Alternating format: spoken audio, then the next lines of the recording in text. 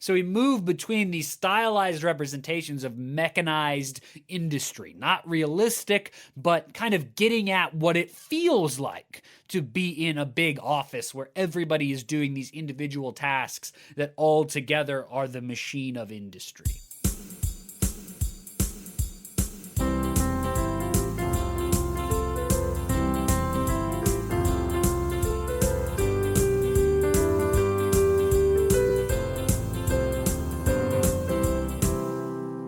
Hello, everyone, and welcome back to No Script, an unscripted conversation about theater's best scripts. I'm Jackson. That's Jacob. We're back again. We're in full steam on this season. Excited to continue the conversations today. Today, we're going back in time a little bit, at least from where we've been in recent days, and talking about a very important play to theater history and theater theory, and also just this play and what it's speaking to in societal movements. We're talking about Machinal today by Sophie Treadwell. Yeah, I'm super excited for this conversation. Machinal is such an important play in terms of like theater history. It's an important play in what it contributed to the world from an American theater perspective. It's an important play for its message, for the things that Sophie Treadwell was looking at in society. And it's also like an important play for how unfortunately continually relevant it is. As we get to the context section, I'll just give away my sort of final note of the context section, which is that it has been done so many times since the pandemic. I mean, just in the past 3 to 4 years, it's gone like gangbusters. And as we discuss it, and if you don't know the play out there, I'm sure that you will get why. I don't think it's a hard leap to make. Now, your particular politics and view on society may make you upset about why, potentially, but I don't think the actual reason why is that hard to get as we start talking about Machinal, honestly. Our focus in this podcast is mostly in contemporary stuff. We work almost exclusively in like the 80s to now. And then we go back and cover, kind of the major classic scripts. We do some Shakespeare's, we do some Chekhov's, we do some other major figures throughout. And this play is undoubtedly, undeniably in that group of major scripts to talk about. Sophie Treadwell's Machinal is just amazing. It's just moving and incredible and powerful and very, very disturbing. And, it's an incredible piece of theater. Yeah, I agree. The way that it crafts the world that is pressing in on the protagonist of the play is so compelling. The sort of like soundscapes that are developed. I'm excited to have conversations about that, and the way that like we build pressure by the exterior world pressing in, often invisibly, is really, really cool. And I'm excited to have the chance to talk about it. Yeah, this play is a contemporary of Susan Glaspell's Trifles, which many, many people know, and it certainly looks at some of the same things. It uses some of the same metaphors of being trapped, of claustrophobia, and things like that. You'll certainly see that in this play. Really, I first came to know of it, I guess it would be 3 years ago now or so, when we did a production just after the pandemic where I am at the University of Montana. A really amazing production that leaned into Machinal's expressionist roots, directed by Dr. Bernadette Sweeney here. And my great friend A. Chris Barton did the set design, which I'll also talk about. Just very, very cool. This should be hopefully a fun conversation about kind of a disturbing play. So that'll be an interesting balance to try to keep. Yeah.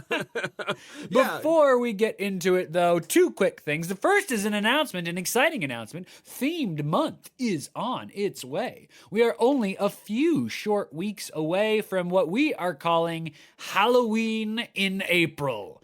You've heard of Christmas in July, but have you heard of Halloween in April? That is right. We are doing 4 spooky plays or ghosty plays or plays where monsters or being scared are sort of part of the experience. They're not all like horror plays necessarily, but they all have characters that you would commonly see on Halloween involved, or, ghosts and demons and monsters and witches. It'll be a fun group of scripts. If you're a patron, you already know the scripts, which is a great benefit of being a patron. If not, we'll release that group in just a few short weeks. But Halloween in April, coming your way, April 2025, if you're listening alongside us. Yes, excited for that conversation. It's cool to get into the otherworldly and see how, just in general, that's a fascination of the entertainment world and of the theater world. But it'll be particularly interesting to kind of zoom in to see how it drives plot, how it drives character development, and excited for those conversations to come. Yes, and speaking of Patreon, please head over to our Patreon page, patreon.com/noscriptpodcast.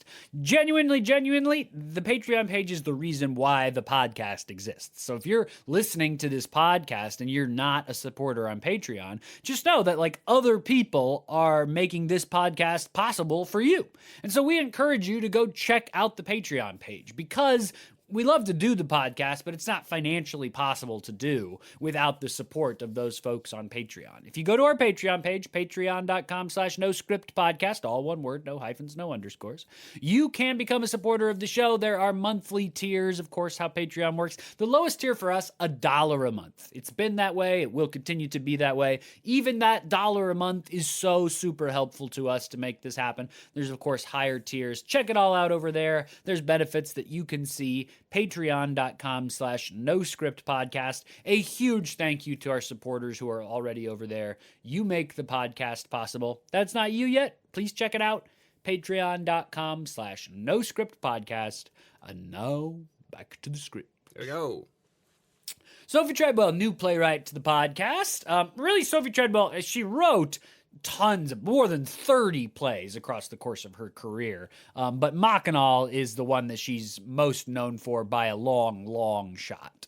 Sophie Treadwell was born in California in 1885. I'll just jump ahead to the end that she died in 1970. So Sophie Treadwell's artistic playwriting career really covers the shift, if you know your sort of high-level theater history, from melodrama into realism, into expressionism, and the other sort of isms that follow. And Sophie Treadwell is kind of a well-known figure of the expressionist movement. Machinal today is kind of one of the plays, capital T-H-E, plays that you would find anthologized for its expressionistic tendencies. That's not really Jackson and I's deal to sort of categorize and put plays into movements. So we're not going to spend a lot of time in this podcast talking about why Machinal is expressionist and what the expressionists were trying to do. We're more interested in just looking at the text as the text. But that's, I think, a good thing for folks to know as you hear us describe and talk about the play, that some of the sort of odd features of the play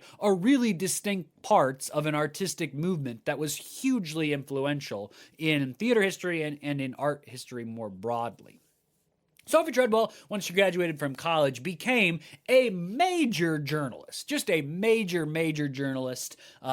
Jeffrey Sweet, who we are commonly quote and talk about on the podcast, loves to say that the two kinds of people that make the best playwrights are actors and journalists. And Sophie Treadwell would certainly be an example of the reason why. I'm just going to read from a little blurb at the front of my script because I think this says it better than I can.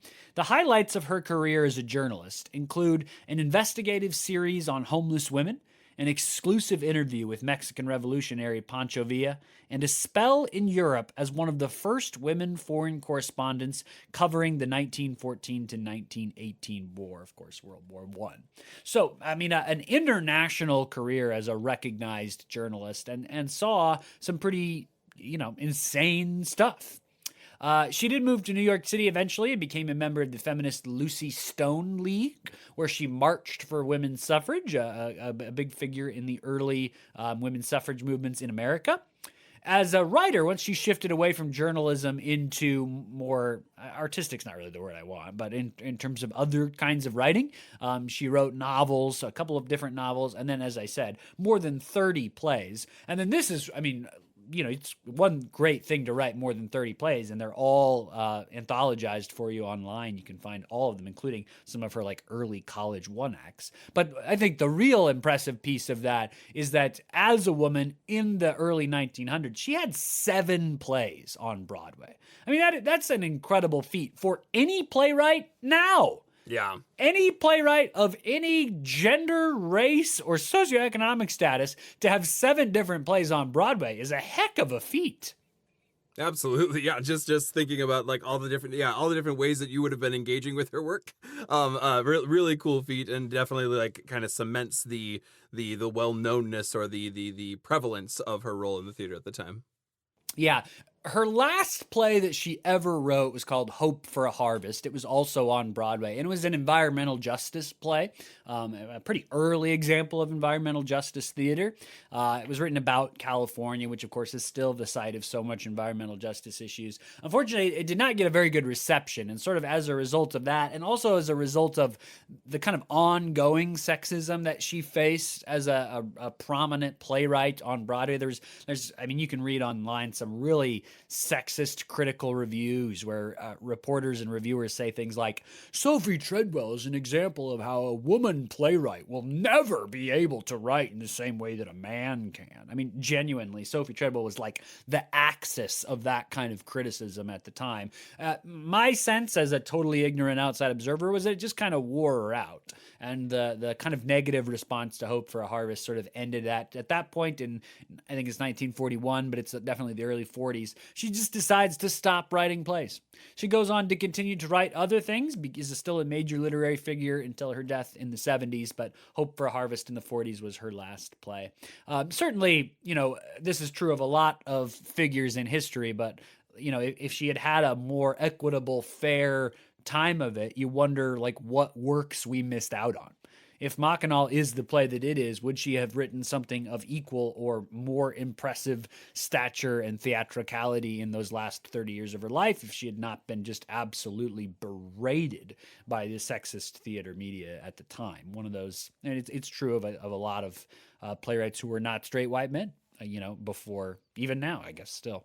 Right, yeah. Machinal itself is loosely based on a really sort of sensational sort of, newspaper magazines everywhere, wildly fictionalized, but still it's sensationalized, I've already said, but it was blown up really big in tabloids, this murder trial of someone named Ruth Snyder. It had its premiere, Machinal did, in 1928 on Broadway and ran for 91 performances and was a huge critical acclaim. Zita Johann was the young woman in that production. The scenic design for that original Broadway production was by the famous designer Robert Edmond Jones. If you're a college student in theater history right now, as we know a lot of our listeners are college students taking theater classes, you'll hear Robert Edmond Jones' name in your Theater History 2 class. It also featured, just as a sort of weird thing, because it was Clark Gable, in his first Broadway role ever, was in Machinal as the man that the young woman meets later in the show.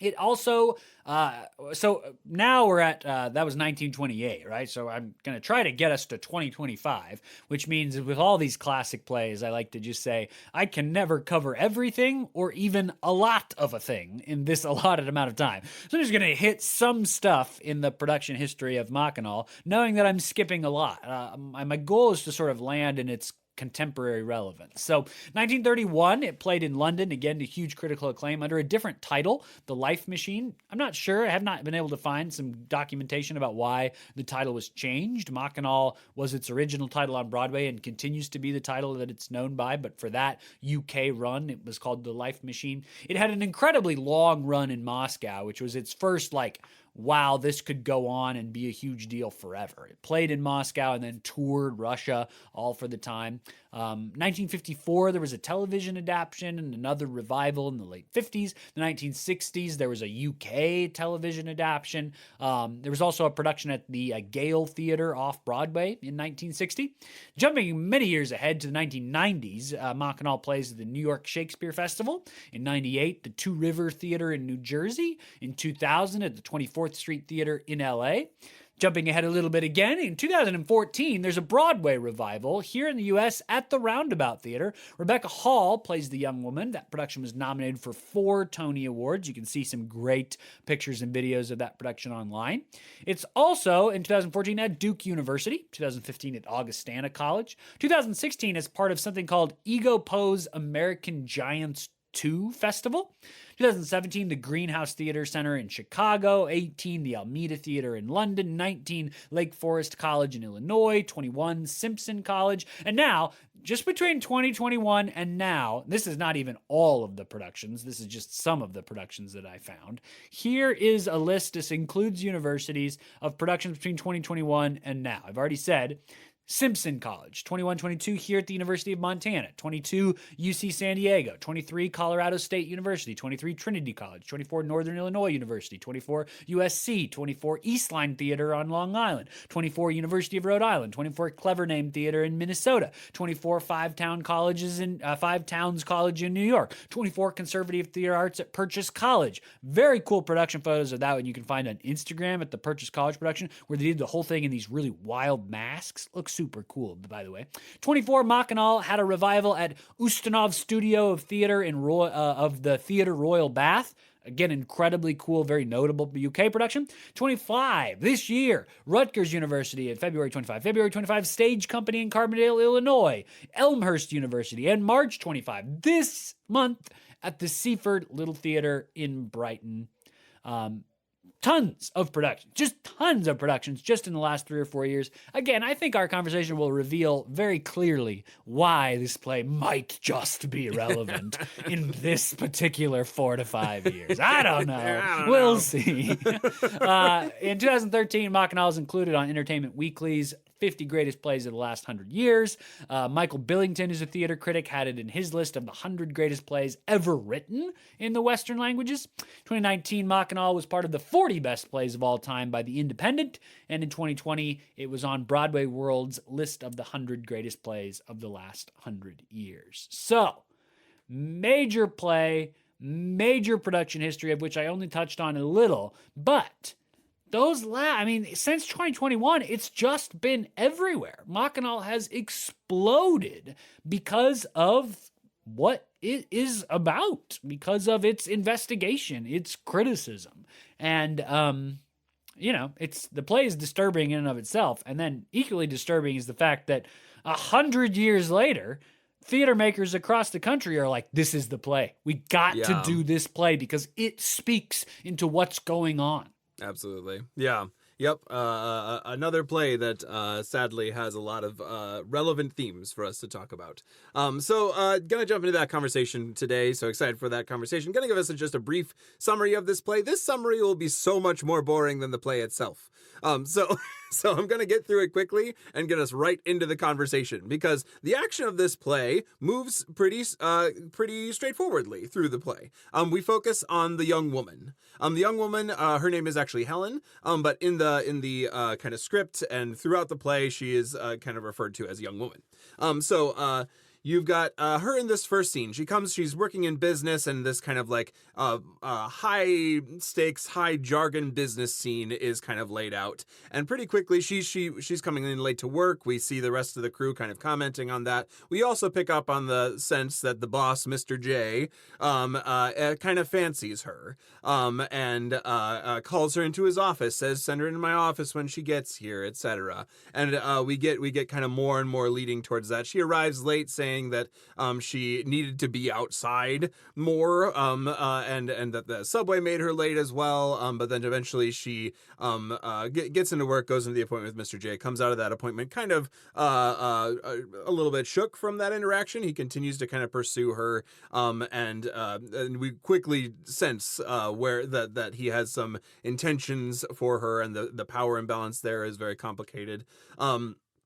But the scene progresses. We go on to the next scene where we meet the young woman's mother, and they kind of are sharing a meal together. And there's some contention there, both kind of just motherly daughterly contention around the choices that the mother has made available to the young woman, but also just the state that they're in. They're in kind of a rough spot. They're eating a potato for supper, and so some of that the young woman brings up the fact that her boss is pursuing her and likely will ask her to marry him, and perhaps already has. And the mother's like, "Are you going to do that? Are you going to pursue that?" And she says, "Well, shouldn't I love someone? I don't love him at all. In fact, in this scene in particular, we get the clarity of he repulses me. There is no love there at all, and the mother is more in the category of like, love doesn't feed you, love doesn't house you, etc." Yeah, the young woman is really, really specific and evocative. She describes her blood runs cold, Yeah. and a chill runs up her spine every time her boss touches her. Which, I mean, her reaction to it obviously is warranted, given that her boss is, sexually harassing her. I Yeah. mean, by modern standards, that is obvious and clear. In that first business scene, he comes out and has his hands like all over her shoulders and neck as she's supposed to be working. Yeah, I mean, no wonder, no wonder. Absolutely. Yeah, which makes the next scene pretty heartbreaking. It's their honeymoon. They've gotten married. They're in this hotel somewhere, and most of the time he's talking in jargon and talking about his job, talking about what they're going to do, etc. It's clear the imbalance, that she is very uncomfortable in this situation and he is too comfortable in this situation. That scene kind of leads to some more company. She tries to allay what is going to go on in the honeymoon as much as she can, but it continues to lead in the direction that we see coming of them being married, and eventually in the next scene they have had a child together. So the next scene is another heartbreaking scene where she has just had her child and is kind of in this state of disassociation as a result of it. Again, Mr. J shows up, her husband shows up, and is being all this, over the top, sort of like all these platitudes being thrown her way of like, just get up and you'll be fine, etc. You'll like it eventually. And kind of persists this pressure on her. The big long monologues. We'll get into some of the sort of the way these monologues work. They're very repetitive. They kind of go into the psyche of the young woman, but this pressure that she feels all the time from people, this weight that she's under, is explained in this monologue. We get into the next scene, which character from the first scene returns. The telephone lady that she's kind of friends with from the office takes her out on a double date, kind of an under-the-radar double date, with these two men at a bar. There's a lot of other scenes going on, and we might talk about them, but I'm going to focus on their conversation, the two men and the two women who show up, the young woman and this telephone operator from work. They have this conversation. It's clear the telephone operator has a pretty robust social life, and kind of goes around quite a bit, she goes out on a date with this guy. She eventually leaves the young woman alone with the second man, or the first man, which is his character name. And he's kind of a world traveler sort of person. His character description is interestingly reminiscent of a line that she says earlier on of like, I imagine falling in love with someone with curly wavy hair, and his character description is a man with curly wavy hair. And so they eventually leave this place together, and they spend the night together, and this kind of moment of love and connection and something more in the world. But it's brief. It's only one night. She quickly runs away. At least on stage, it's only one night. We find out there might have been more later on. The next scene, we pick up at the dinner table between her and her husband. Again, a jargon-filled, him talking about his business, him talking on, and her kind of feeling the dissonance of this relationship more and more, and the trappedness of this relationship more and more. Notably, in the scene before something has been set up, the second man, or the first man, the world traveler who she has this night with, talks about how he survived some bandits in Mexico by killing them with a bottle filled with rocks. And has this plant that he gives her, which is a jar conveniently filled with rocks. There's this kind of foreshadowing emerging as she starts to over and over repeat this line of jewels, of pebbles, of bottles, and she starts to more and more sort of say these lines over and over around her husband. And we pick up the next scene where she has is kind of after this dinner scene with with her husband. She has gone is in court, having we don't know at the beginning of the scene, but having killed her husband with a bottle filled with rocks, the rocks from the plant. And she's on trial. She's convicted of this through a convoluted series of prosecution and defenses. But eventually, not only is she convicted of this, but she is betrayed by the lover, who kind of sends in this letter from far away. Again, very, very much against what should happen in a courtroom sort of situation, but sends in this letter from far away, gives a testimony that not only were they together, but they were together frequently, and that he gave her this orchid that had a bunch of rocks in it that were eventually found around the scene of the crime, which breaks her in the courtroom, and she confesses in the courtroom. The last scene is she's kind of getting her last rites essentially led to her. The priest is there. She's about to go to the electric chair. And she her mother comes. Her mother doesn't say anything to her, but she tries to get her to connect at the last moment, even though when she shows up, she's like, I've never known her. You don't know me. I don't know you. But then she's like, wait, tell something to my daughter as well. And just kind of heartbreakingly to the end, we get this like play-by-play by the reporters of her going to the electric chair and eventually being killed for her murder of her husband. That's the events of the play. Let's get into it, because these events are presented to us really interestingly with lots of that monologue that I described about her naming the pressure of the outside world. There's so much pressure that is put on stage for us to engage with around the young woman. Yeah, I mean, the way Sophie Treadwell has written this script, the society around these individual encounters is represented in these kind of, I mean, the word would be expressionist, but I'm not sure how relevant that is to a lot of our conversation right now. But it's presented in this kind of evocative, sort of stylized way. Like, for example, in the very first scene, which takes place in this office, before the young woman comes on stage, there are these lines that don't have a lot of connection to one another. Each character is sort of doing their job, and the building rhythm of all these kind of stylized representations of doing their job creates this sort of cacophony, mechanized, of course the title Machinal, mechanized world in which they operate. Like, here's just 3 lines. The telephone girl says, "What number do you want?" "Wrong number." "Hello, hello. George H. Jones Company." "Hello, hello." The stenographer says, "Memorandum. Attention, Mr. Smith, at a conference of." Adding clerk, 125 83 3/4 22 908 34 1/4 28 593. Filing clerk, report R sales S trade T. Telephone girl, shush. "Yes, Mr. J? No, Miss A ain't in yet. I'll tell her, Mr. J, just the minute she gets in." And then the stenographer, "She's late again, huh?" And then we go into a more typical kind of dialogic back and forth scene. So we move between these stylized representations of mechanized industry, not realistic, but kind of getting at what it feels like to be in a big office where everybody is doing these individual tasks that all together are the machine of industry. Yeah, this sort of like dispassionate, almost like bordering on meaningless sorts of lines. And you know that there is a meaning underneath it for the characters saying it, and you know that like it has some sort of reference to the machine, like that the machine needs to continue to be a machine. So you know that stuff is happening, but over and over these sort of like these mechanized lines, these lines that like when you read them, it's like they make very little sense to you. Pressure in on around, and I love that first scene because it sets the bar up right away.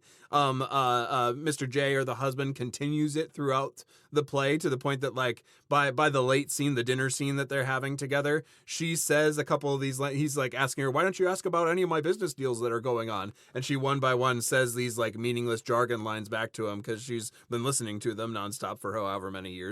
And here's just I just want to read that example because I also brought that up because it's so good. So this is very late in the play now. Again, she married the vice president of that company, so she's married to that boss. He answers the phone very early in this scene. Hello, hello, AB. It's all settled? Everything signed? Good. Good. Tell RA to call me up. He hangs up the phone. He says to the young woman, well, it's all settled. They signed. Aren't you interested? Aren't you going to ask me? The young woman in the stage direction is by rote. Young woman, did you put it over? Sure, I put it over. Did you swing it? Sure, I swung it. Did they come through? Sure, they came through. Did they sign? I'll say they signed. On the dotted line? On the dotted line. The property's yours. The property's mine. And then they actually do that sort of same thing again later. So I think you're totally right that the meaninglessness of the language is part of the, is it a criticism necessarily, or a reflection, or an observation, or an attempt to present the sort of interior vision of these things. This, like, what we put to the characters, all those numbers that the filing clerk is, or the adding clerk is reading, all the names and letters that the filing clerk is reading, they mean something so important to doing their job. But Treadwell gives us this kind of outside view where it's like, what? None of this means anything. Right. Yeah. Yeah. None of it. Yeah. This has no meaning. This has no connection, perhaps, is another way to think about it. There's no connection to the meaning of it. And no connection to the real thing of the play, like the real experience of the young woman. Like, all that mechanized industry in the office is, so it's big business. It's important. There's money on the line, right? But when the boss puts his hands on her shoulders, that is like, as the audience, you're like, that's meaning. Mm-hmm. There's something going on there that's powerful, that scares me, that looks uncomfortable. Even while in the sort of broad scope of this mechanized office, that's the nothing. In fact, the other employees are all sort of aware. At one point, they ask her if he pinched her. I mean, it seems like the implication is he sort of pursues and harasses several of the young women in the office. And so in the context of the office, those little encounters mean nothing. And the numbers and the file names and the calls mean everything. But as the audience, the experience we're getting is all that jargon stuff means nothing. And all those little human, scary power encounters mean everything. Yeah, that zoom in on those moments that matter, the breakthrough moments. And those breakthrough moments are like hard as the ones that you described and painful as the ones you described. And then they're also like you sense when you're in story mode in a different way. Like for instance, the date between his character name, I think, is First Man or something like that. It's interesting because the character names change too. And they're clearly referenced. Like, he goes from First Man and Young Woman to just Man and Woman when they're in the bedroom scene. And then she goes back to being Young Woman in the next scene, and it's Young Woman and Husband, even though Husband is boss from the first scene. Yep, absolutely. You kind of have to track with it. And some of that is like kind of like makes your brain kind of scatter around and try to follow what's going on in really interesting ways. But yeah, so that scene with First Man is another instance of like, oh, there's something different here. There's more storytelling here in to some degree. There is an attraction to that difference in storytelling. It's interesting because I think the bar scene, the one you're describing, their sort of double date that they're on, is an interesting like counterpoint to the business office scene is the beginning. Because in the bar scene, there's also a bunch of other stuff going on. There's like 3 or 4 different tables. And at one table, a man is trying to convince his lover to get an abortion. Because she's, obviously she's pregnant. He doesn't want her to be pregnant. And so that seems to be the scene. And it's split up into these little chunks interspersed with the double date scene that our protagonist is on. And then at another scene, there's a pair of sort of young lovers that are out at the bar. And one guy's trying to convince his young lover to have, it's a specific kind of wine. I can't forget it right now, but he's sort of, romancing them with this very fancy wine, the sherry that they've come to the bar to sample, essentially. So there's other stories. I don't know what your feeling was, Jackson, but those obviously are also like background society to the protagonist story that we're watching. But to me, they felt totally different than the mechanized office, assembly line industry, business room sort of chatter, wherein I was so much more invested in the side table stories they felt like meaningful human stories, as opposed to the numbers, the file names, the Mr. A, Mr. AB, and Mrs. J, and Mrs. A, and all the sort of it's expressionist, but it's really this highly stylized, non-realistic stuff. And so I wonder a little bit, because that's also like society around Helen, around the young woman, around the protagonist, but it's like a different. I want, like, is it a different way? Is it just me that is experiencing those differently, or do you think that's the intention? I think to some degree. So I share some of that experience, and for me at least, it speaks to the there's the clarity in this scene that is different. In the first scene, there is the scenes that are happening parallel to the young woman's stories are showing the machine, are showing the pressure, are showing how this thing chugs along. In this other scene, there is a clarity of difference in them that is not just her story, but this is happening everywhere. That stories like hers are happening across multiple sorts of situations. So there's this great move to the community, great move to the society in that, where you're like, oh, this is I'm not just watching one character's tragic story. I'm also engaging a societal issue as well. And I think those stories open that up a little bit. And I think in a lot of the scenes, this is true of the apartment scene with the young woman and her mother early in the play. It's true of the doctor scene. I have to think through all the other ones, but there also are like background stories and conversations. Like when she's in the apartment telling her mom that the boss, Mr. J, the husband later, proposed to her, you get these like off-stage conversations between people in the neighborhood. I think they would be living in a tenement apartment housing situation, is my guess. So they're all kind of really packed in on top of each other. You can easily hear the things that are going on in the alley outside, in the other apartments. And so you get similarly a lot of stories like you do in the bar, but you don't see any of them. And so it's interesting that in the bar, maybe just by practicality, you have to see other people because it's a crowded bar. But I also think that there's like, structurally, if the office scene is, a place where she first, it doesn't meet the boss, but it's the first moment where the boss proposes to her and, proposes that they might be together. That is true of the bar scene where she meets the first man. There's like a structural symmetry possible. And then there is the next, it's not the next scene originally because she's got the scene with her mom, but skip that for a second. The next scene is her and the boss's honeymoon scene. And right after the bar scene comes her and the man in bed together.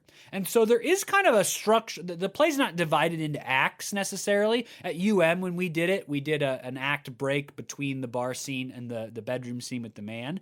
But it does seem like there is a paralleling in the first half and the second half of the play. There's a scene where, surrounded by other society, she meets the man in this case, whether it's the boss or the lover that she's going to have in the second half of the play. And then there's a following scene where their sex life is not shown but suggested. With the boss on their honeymoon, it's this like real physical. It's fear, but it's like a much more like. It's different than that. I don't know that I have the words to describe revulsion it necessarily. Or revulsion. Yeah, this idea that they're going to have to sleep together, that sleeping together is the boss is going to make that happen on their honeymoon night. And then you get after sleeping with the man in this really beautiful romantic, she's obviously had a great time. It's really sort of changed her perspective on life. So anyway, I'm just thinking like I think you get some structural symmetry there. So if you do, then the mechanized society of The Office would have some comparison or contrasting nature to the little individual human stories being played out in the bar. Yeah. Yep. I super agree with that. I like that symmetry. I like too that there isn't it's not just like a glowing other story in the bar. There is still like there's still power at work. There's age differences at work in some of the partners. There's the use of alcohol in the scene is really interesting to not just remove inhibitions as it is often used in theater, but the people doing the pushing in a lot of the conversations continue to get the other people to drink. And so not only is it a scene that's definitely different from the machine, but also it's not a scene that's completely free from the machine. That there's still this this push and this power, this like the more subtle version of oppression, which is we're having a good time and it's fine. So you still have that in the scene as well, which I really appreciate, that it's still the undercurrent there. Yeah, I mean, at the one table, it's the man pressuring the woman to get an abortion, right? And he's trying to get her to drink. The other table, it's a pair of men who are lovers, and it's an older man pressuring a much younger man. I think he's described as boy, if I remember, to drink. And so certainly there's like, it's interesting that that table is two men, right? Because the play, I think, is a lot about the role of a woman in a society that's constantly berating and badgering and pressuring. That scene, you get a similar berating and pressuring. So there's also like an age power disparity that is also maybe commented on or presented in some way. Yeah, I think that the power gap is the wrong word. The disparation to make up a word of power is so is so on display throughout this play. Noting it notes those different positions of power and how oppressive it feels to search for something good, to search for something rich. It's clear that like the young woman doesn't like just in the little bit of lines that we get in that first scene, she longs for something more than a life in the machine. But the machine is so prevalent and the power is so skewed to the machine's side that it's almost impossible to escape from it. Yeah, the reason why she's late in that first scene in the office, she says, is that while she was riding the subway, she just had to get off of the subway. She felt like she was suffocating on the subway. She had to get out into the fresh air, and that's that claustrophobia scene that I shared earlier that's common among some plays of the time.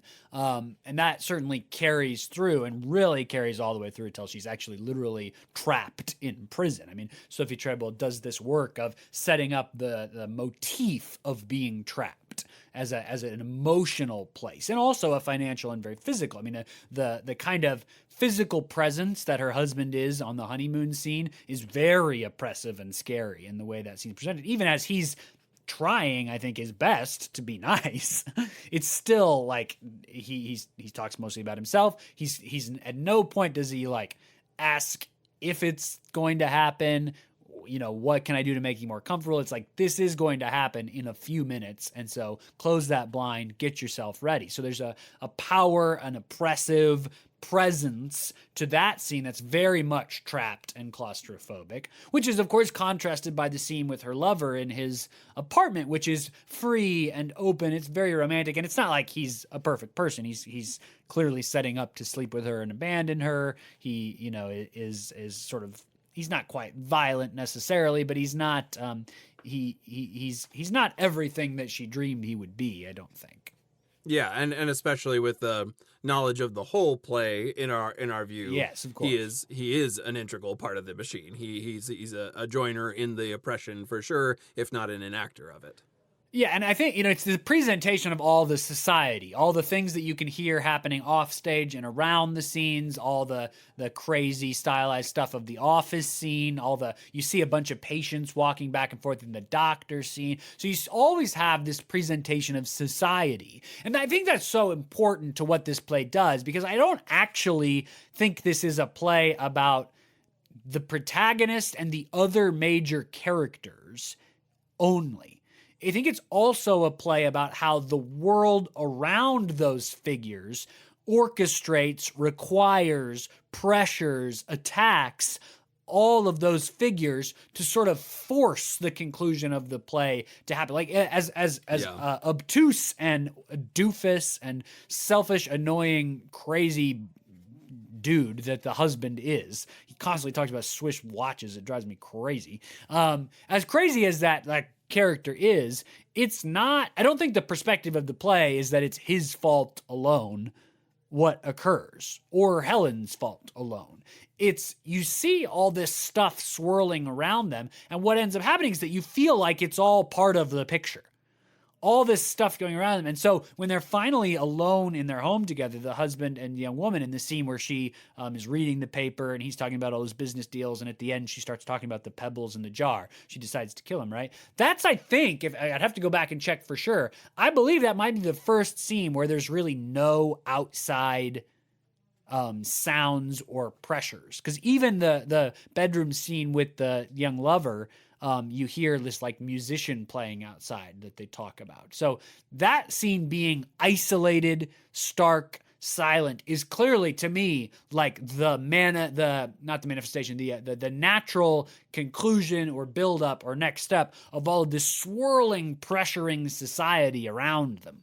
Yeah, and interestingly, those pressures show up in those scenes, but they show up sort of like interior to young, or at least my read of them, show up to the interior of the young woman's conscious. She hears lines that the first man said in previous scenes. She hears the organ music that she heard from the window in that previous scene. So those, they still show up, but they're all on the inside. They're still affecting, even in this scene where yeah, even in the hotel room scene, there's like the sounds of construction happening outside or something and they like can that. see people dancing. They talk about what they see out the window all the time. Yeah.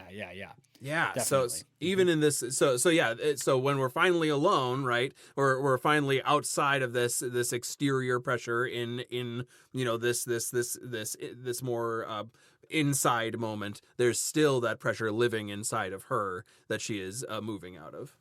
And then as we get into the trial scene, some of my favorite stagings of that outside society, how absurd it is, right? And this is, of course, expressionism is a precursor to things like Pinter and Beckett and absurdism that's coming. And you can see Treadwell doing in this play what some of the great male American playwrights and European playwrights are going to get such great credit for later on. And everybody knows Pinter and Beckett. And I'm telling you, Treadwell did it all it's first right here, yeah. in this play. There's great stuff going on there. I'm just flipping over to the exact page I want here. The reporters are they're watching at the trial, and you get throughout these kind of interruptions of the action as the different reporters comment on what's going on. And this is like, to me, this is the most brilliant expression of this societal thing that Treadwell's doing in the play. And that's an opinion, not a statement of fact, of course. So the lawyer for the prosecution has been going after Helen, the young woman, pretty hard. He's tottered her story by a long. She's talking about how she could see things, why they found gloves and her bloody dress in the trash can. I mean, really presenting some tough evidence for her to deal with. She's been asking the questions. He's been really coming after her. And now we get this. First reporter. Under the heavy artillery fire of the state's attorney's brilliant cross-questioning, the accused woman's defense was badly riddled. Pale and trembling, she, second reporter.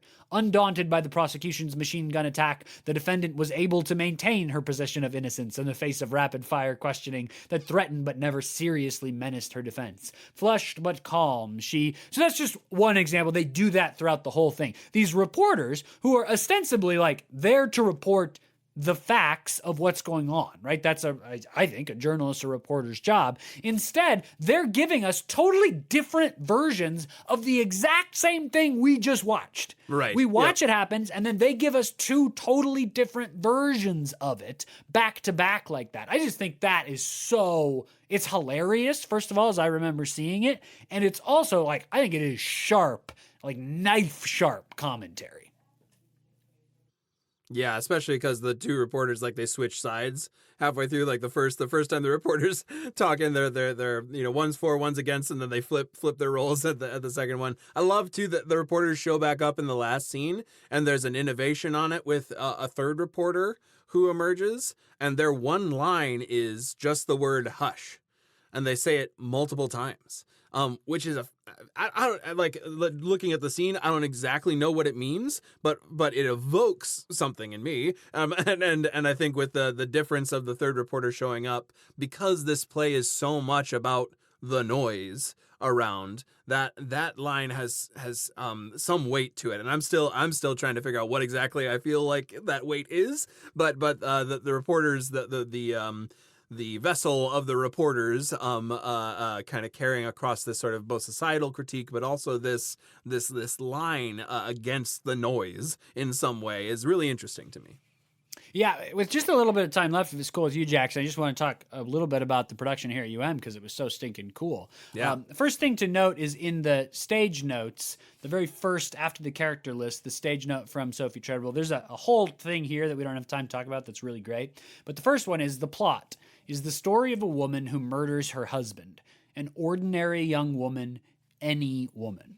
That's what's the description at the front of the script. So all credit to Dr. Sweeney for her incredible direction of this production. What they did in the UM production, which I just loved, was so they have a whole ensemble, right, of people of all genders that are playing all the characters of the play. Every one of the 9 episodes, a different member of the ensemble played the young woman. And they had this really kind of clearly identified wig that they all put on when they played her. So it was a different actor every time playing the same character. And then at the end, in the electric chair, all of them come together and play that scene as a whole group of 9. I mean, that's obviously, that is a great device right out of expressionism and really suits this play and is evocative to what it seems like Sophie Treadwell's going after. Yeah, I really like that. I like how that brings it into the present too, of wanting to name the not aloneness, of wanting to name the togetherness of the shared narrative there, and how like all 9 of them then would be in that last scene together. I love what that evokes. Yeah, I thought super cool too. So the set design by my great buddy A. Chris Barton, who was an MFA student at the time, is it essentially was these sort of large, blocky, they sort of look like buildings that go up, sort of evoking skyscrapers, or, you know, because the whole thing is like an urban setting, right? And they play within that. There's great projection screens at the back. But what you realize, and you don't notice it for a while until you realize, is that there's 4 big sort of blocky pillars on one side and 1 on the other. And what you end up realizing is it looks like a hand, with these huge fingers crushing her inside the middle. I mean, I think that is a genius set design. I've told Akers that many times. That, I think, is just brilliant. So once you see it, then you can't unsee it. Yeah. And she's living inside this fist ready to crush her. Mm-hmm. Yeah, adds to the pressure cooker of the whole society around the young woman, for sure.